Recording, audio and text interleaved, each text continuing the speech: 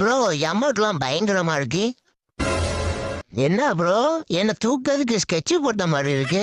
டேய் பாட்டுக்குட்டி 4 பேரு கிட்ட வந்ததுக்கு எப்படி பயப்படுறியடா? அப்படியா? இப்போ நான் கையில கன் எடுத்தா? டேய் தலைவனே போட்டு தலை பாக்கண்டா, அவனுக்கு 2 குத்து வைங்கடா. டேய் நோபுக்குட்டி சும்மா இருடா. அடங்கோத்தாடே நம்ம மேலே கை வச்சுட்டான். இவ்வளவு உடலாமா? என்னடா நடக்குதுங்க?